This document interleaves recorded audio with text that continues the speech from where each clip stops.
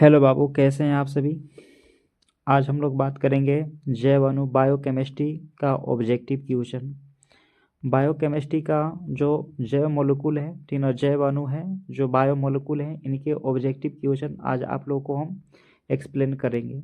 और यह बुक कौन सा है, तो यह टारगेट बुक का है, ठीक ना। यह टारगेट बुक का आपका एक्सप्लेन करने वाले ऑब्जेक्टिव क्वेश्चन, और जो इसमें गलती है उस क्वेश्चन को भी बताते चलेंगे कि क्या उसका आंसर सही होगा, ठीक ना। तो चलिए हम लोग इस क्वेश्चन को चालू करते हैं और आप लोग को समझाते हैं यहाँ पे जैव अणु के बारे में और उनके ऑब्जेक्टिव क्वेश्चन को एक्सप्लेन कर रहे हैं। देखिए, जैव अणु के बारे में बता दें हम लोग पहले। यहाँ पे पहला क्वेश्चन है कि विटामिन जो खून को अस्कंदित करता है, यानी कि उसको मतलब अस्कंदित समझ रहे हैं ना, उसको जमाने के काम करता है। अस्कंदित उन्हें पूरी तरह से अवक्षेप जैसा गाढ़ा बना देता है, तो वो होता है हम लोग के विटामिन नंबर के। कौन होता है? विटामिन के। विटामिन के जो होता है ना, ब्लड को क्या करता है, वह अस्कंदित करने के काम करता है। जबकि विटामिन ए जो होती है, विटामिन ए की कमी से क्या होती है, रतौंधित होती है। विटामिन बी की कमी से बेरी होता है। विटामिन ई की कमी से जनन क्षमता में क्या होता है, कमी हो जाता है। और एक बात और है, आप लोग बताइएगा, विटामिन ए का रासायनिक नाम क्या होता है? रेटिनॉल होता है। बी का रासायनिक नाम थायमिन होता है। और विटामिन के का रासायनिक नाम क्या होता है? फिलोक्विनोन होता है। फिलोक्विनोन होता है इस, और यह ब्लड को क्या करता है, अस्कंदित करता है। विटामिन ई जो होता है, इसका रासायनिक नाम बताइए। टेकोफेरोल। क्या होता है? टेकोफेरोल। नेक्स्ट अगला क्वेश्चन है हम लोग का, कि प्रोटीन की हेलिकल संरचना निम्नलिखित में किसके द्वारा अस्थायी होती है? तो प्रोटीन की हेलिकल संरचना जो होती है ना, यह हाइड्रोजन बंधन के द्वारा अस्थायी होती है।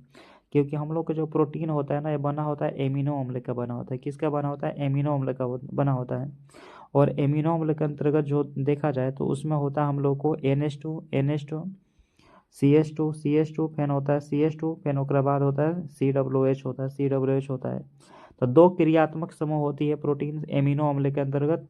यह हाइड्रोजन आबंध के द्वारा क्या होती है, जुड़ी रहती है। नेक्स्ट अगला क्वेश्चन है कि निम्नलिखित में कौन कीटो हेक्सोज है? देखिए, हेक्सोज का मतलब क्या है, कार्बन संख्या उसमें कितना आना चाहिए, 6 आना चाहिए। जैसे कीटो हेक्सोज कह रहा है यहाँ पे, ठीक है ना। कीटो हेक्सोज कौन है? जैसे यहाँ पे देखिए ग्लूकोज है, क्या है, ग्लूकोज। तो यह कीटो हेक्सोज, कीटो में देखिए ये भी हम लोग का हेक्सोज आता है, कार्बन संख्या 6 है ग्लूकोज में। लेकिन ये एल्डोज होता है। ग्लूकोज हम लोग को एल्डिहाइड में आता है। किस में आता है? एल्डिहाइड में होता है। तो एल्डोज है, यह एल्डोज है। जबकि फ्रक्टोज जो होता है हम लोग को कीटो हेक्सोज होता है। फ्रक्टोज क्या होता है? कीटो हेक्सोज होता है। जबकि स्टार्च में तो कार्बन संख्या हम लोग को 5 ही होती है। क्या होती है? 5 ही रहता है। तो ऑप्शन नंबर इसका सही हो जाएगा बी। क्या हो जाएगा? बी। निम्नलिखित में अगला क्वेश्चन है कि निम्नलिखित में कौन कार्बोहाइड्रेट प्रकृति में प्रचुर मात्रा में पाया जाता है? यानी कि प्रचुरता मात्रा में कौन पाया जाता है? तो सेलुलोज। देखिए, सेलुलोज जो होती है ना, यह प्राकृतिक में सबसे ज़्यादा मात्रा में पाया जाता है। क्योंकि हम लोग देखिए, हम लोग का जो नोटबुक होता है, जो कॉपी होता है, किताब होता है, सब सेलुलोज का बना है। आप लोग के जो पैसा है, करेंसी है, तो जो करेंसी है सेलुलोज का बना है। कपड़ा जो होता है, कपड़ा हो गया, सूती वस्त्र हो गया, सेलुलोज का ही बना होता है। तो दुनिया में हम लोग जैसे कोई खाना वाना खा रहे हैं तो वो हम लोग सेलुलोज कहेंगे, ठीक ना। यानी कि सेलुलोज कहाँ से मिलता है? तो पेड़ पौधों से मिलती है, अनाज से मिलता है। ये सब सेलुलोज है। पेड़ पौधा का जो छाल होता है, केला का छिलका है, एप्पल का छिलका, वो सब के सब क्या है, सेलुलोज है। घास पुआल सब क्या होते हैं? सेलुलोज होते हैं। क्या होते हैं? सेलुलोज होते हैं। और सेलुलोज का ना मानव पाचन, इसका मानव पाचन नहीं कर सकता है, ठीक ना। पहले के मानव कुछ कर रहे थे, लेकिन अब तो कहाँ भाई साहब खाना, अब भाई साहब चाइनीज खाना खाने लगा, अर्गर बर्गर पिज्जा खाने लगे। अब सेलुलोज का पाचन कहाँ कर पाएंगे। देखिए नेक्स्ट यहाँ पे होगा, निम्नलिखित में कौन डाइसेकेराइड यानी डाइसेकेराइड दूध में उपस्थित होता है? तो दूध के अंदर क्या होता है? लैक्टोस होता है। क्या होता है? लैक्टोस होता है। दूध के अंदर क्या पाया जाता है? लैक्टोस पाया जाता है। दूध में क्या पाया जाता है? लैक्टोस पाया जाता है। चलिए नेक्स्ट हम लोग देखते हैं। नेक्स्ट अगला हम लोग का अगला क्वेश्चन है कि विटामिन ई की कमी से निम्नलिखित में कौन सा रोग होती है? तो विटामिन ए की कमी से होती है जनन क्षमता में क्या होता है? कमी हो जाता है। जो बेरी रोग होती है विटामिन बी, ठीक ना, B1 की कमी से होता है। बेरी में होता क्या है? देखिए, बेरी में बात करें, जो बेरी में रोग होती है, इसमें आपको थकान होगा। क्या होगा? थकान होगा, बेहोशी जैसा उत्पन्न हो जाता है। स्कर्वी नाम मसूड़ों से रक्त आती है, विटामिन सी की कमी से होती है। विटामिन सी की कमी से होती है। और जनन क्षमता में कमी जो होती है, ये विटामिन आपका ई के कमी से होता है। विटामिन ई की कमी से जनन क्षमता में क्या होती है? कमी होती है। ऑप्शन नंबर क्या हो जाएगा इसका? सही हो जाएगा आपका सी हो जाएगा। और विटामिन ई को ना हम लोग कहते हैं ब्यूटी विटामिन भी कहते हैं। क्या कहते हैं इसको? हम लोग ब्यूटी विटामिन के नाम से जानते हैं। यानी कि यह हम लोग को कहाँ मिलेगा विटामिन ई, तो अंकुरित हुए पदार्थों में। जो अंकुरित पदार्थ है वहाँ पे हम लोग को विटामिन ई प्राप्त होगा। जो अंकुरित पदार्थ है वहाँ पे क्या प्राप्त होगा, वहाँ पे हम लोग को ना विटामिन ई प्राप्त होगी। अंकुरित पदार्थों में प्राप्त होगी विटामिन ई प्राप्त होगी।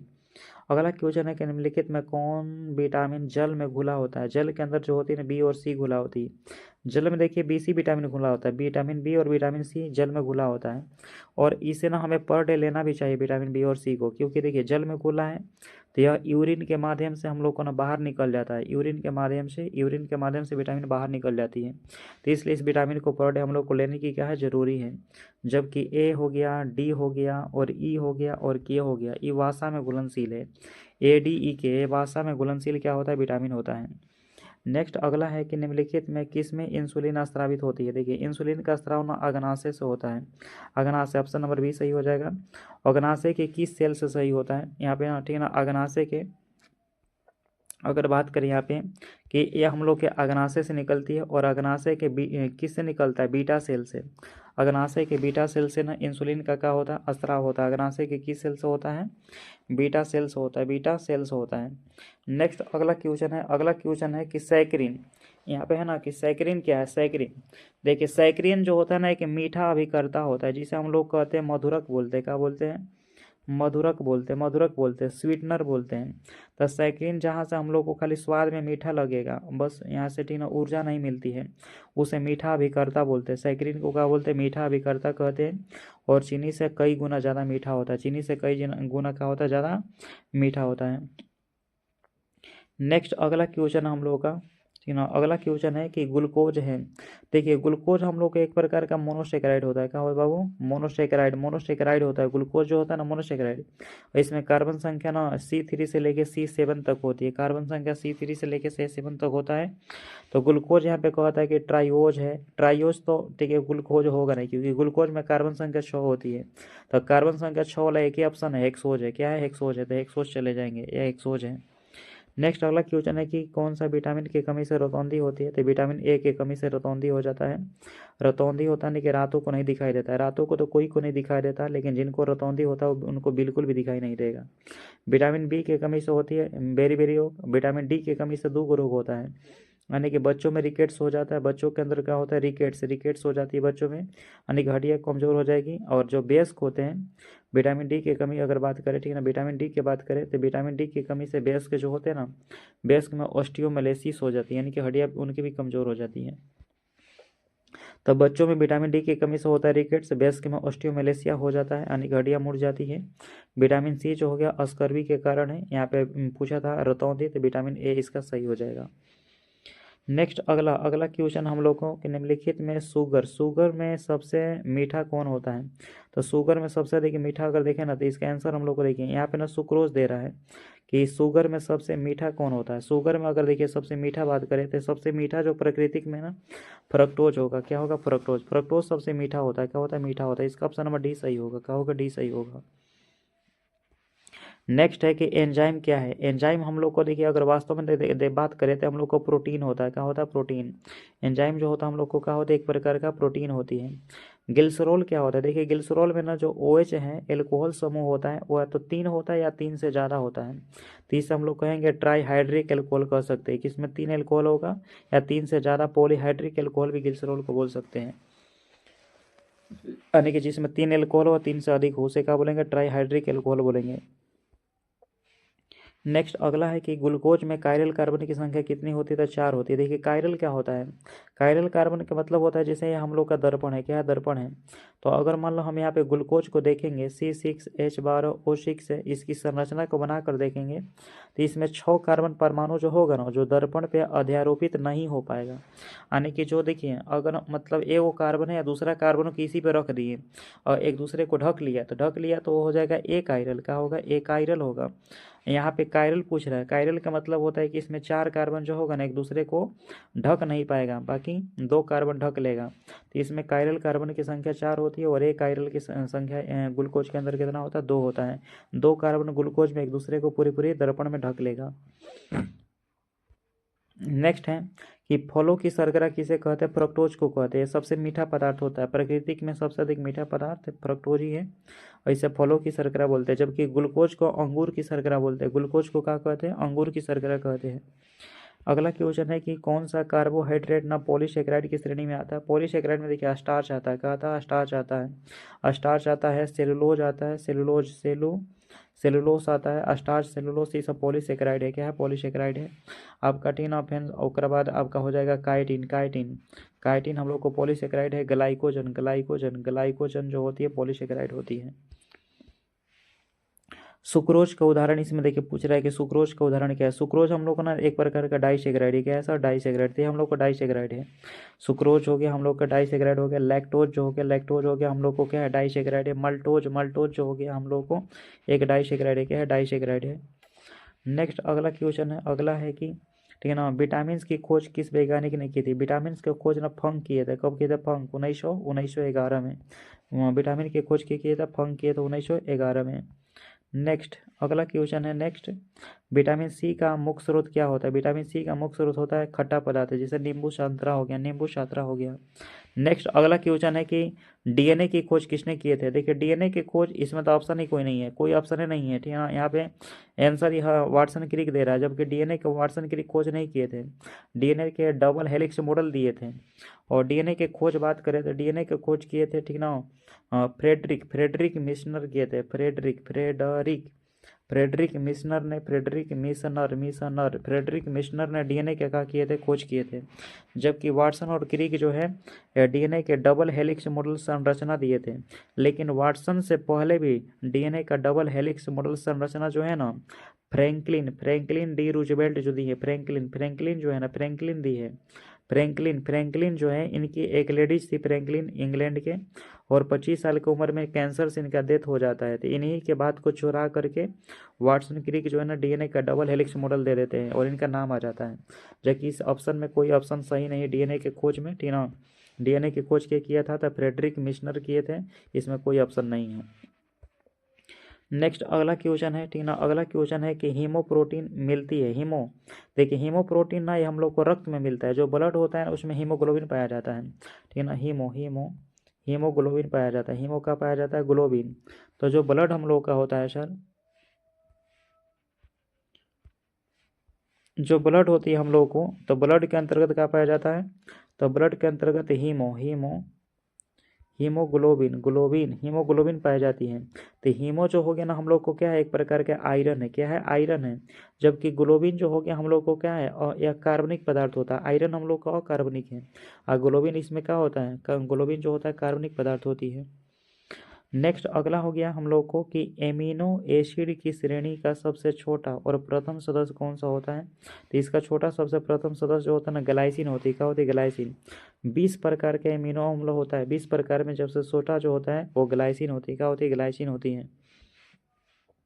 नेक्स्ट है कि सीढ़ी नुमा संरचना पाई जाती है। सीढ़ी नुमा बोले इस तरह से सीढ़ी नुमा संरचना पाई जाती है, वो डीएनए में पाया जाता है। डीएनए के डबल हेलिक्स मॉडल कौन दिए थे, तो वाटसन क्रिक दिए थे। लेकिन वाटसन क्रिक से पहले क्या दी थी, फ्रैंकलिन डी रूजवेल्ट दी थी। फास्फेट बंध पाया जाता है। फास्फेट बंध जो होता है नाभिकीय अम्लों में होता है। किसमें होता है, नाभिकीय अम्लों में पाया जाता है। संदेश वाहक का काम कौन करता है, तो एमआरएनए को मैसेंजर आरएनए करते हैं और यही संदेश लेके जाता है कहाँ पे, ये संदेश किसके पास लेके जाता है, राइबोसोम के पास। यानी कि राइबोसोम होता है जिससे, ठीक है ना, उसमें प्रोटीन है। राइबोसोम के पास क्या संदेश लेके जाता है, प्रोटीन निर्माण का संदेश लेके जाता है। के ऑर्डर देता है जिसको माइटोकॉन्ड्रिया ऑर्डर देता है एमआरएनए को कि जाओ, मतलब कहाँ पे, राइबोसोम के पास जाके बोलो कि प्रोटीन का निर्माण करें। इसलिए एमआरएनए को कहते हैं संदेश वाहक कहते हैं। नेक्स्ट, वसा के साथ आंत में अवशोषित होने वाला विटामिन कौन है। तो आंत में हम लोग को विटामिन ए और डी अवशोषित होती है। वसा के साथ आंत में कौन अवशोषित होता है, तो विटामिन ए और डी। नेक्स्ट अगला क्वेश्चन है कि उदासीन एमिनो अम्ल के उदाहरण कौन होते हैं। उदासीन होता है ग्लाइसिन जो होती है उदासीन एमिनो अम्ल होता है। जबकि क्षारीय जो होता है हिस्टिडीन जो होती है क्षारीय होती है। नेक्स्ट है प्रोटीन के विघटन का अंतिम उत्पाद क्या होता है, एमिनो अम्ल बनती है। देखिए प्रोटीन जो ना 20 प्रकार के एमिनो अम्ल के मिलने से ही बनता है, और जब प्रोटीन टूटता है तो एमिनो अम्ल क्या होती है, प्राप्त हो जाती है। और एमिनो अम्ल जब मिलता है हम लोग को, एमिनो अम्ल जब मिलता है तो प्रोटीन बन जाती है। क्या बन जाती है, या प्रोटीन, एमिनो अम्ल मिलता है तो क्या बन जाती है, प्रोटीन बन जाती है। स्टार्च हो गया, सेलुलोज हो गया, इनके जल अपघटन से क्या मिलती है, तो इनके जल अपघटन से हम लोग को ग्लूकोज ही मिलता है। स्टार्च और सेलुलोज के जल अपघटन से क्या मिलती है, तो इसके जल अपघटन से ग्लूकोज मिलता है। एमिनो अम्ल उदाहरण है, एमिनो अम्ल किसका उदाहरण, एमिनो अम्ल उदाहरण है, ठीक है ना, एमिनो अम्ल का उदाहरण है इसमें। और अम्लीय पूछा है, मतलब भाई ग्लाइसिन में एमिनो अम्ल है, सीरिन, वैलिन, वेलिन सब है, लेकिन अम्लीय कौन है, तो एस्पोर्टिक एसिड, एस्पोर्टिक एसिड जो ना ये अम्लीय एमिनो अम्ल है।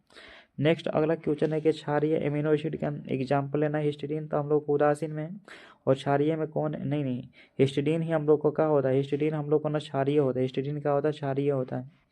नेक्स्ट अगला कोशिका का पावर हाउस बोलते हैं माइटोकॉन्ड्रिया को कहते हैं, और इसका नामकरण सी बेंडा किए थे माइटोकॉन्ड्रिया का। मनुष्य के अग्नाशय द्वारा स्त्रावित होने वाले हार्मोन, मनुष्य के अग्नाशय इंसुलिन का स्त्राव करता है, कोची का, इंसुलिन का, केवल इंसुलिन का करता है क्या, नहीं, हम लोग के जो अग्नाशय हैं, हम लोग के अग्नाशय हैं, यहाँ से निकलती है इंसुलिन, निकलती है इंसुलिन, इंसुलिन इंसुलिन मिलता है बीटा कोशिका से, प्लस में यहाँ से ग्लूकेगोन निकलता है, ग्लूकेगोन, ठीक ना, यहाँ से मतलब अग्नाशय जो है ना, यहाँ से क्या निकलती है, ग्लूकेगोन प्रोटीन भी निकलती है, और अल्फा सेल से निकलता है, और यहाँ से सोमेटोस्टेटिन प्रोटीन निकलती है, और गामा सेल से निकलती है, जबकि इंसुलिन जो निकलता है वो बीटा सेल से निकलता है। तो हम लोग को देखिए बायोकेमिस्ट्री का ऑब्जेक्टिव रहा 35+, तो आप लोग इसे दोबारा से सुन लीजिएगा, आंसर मिला लीजिएगा। चलिए बहुत बहुत धन्यवाद।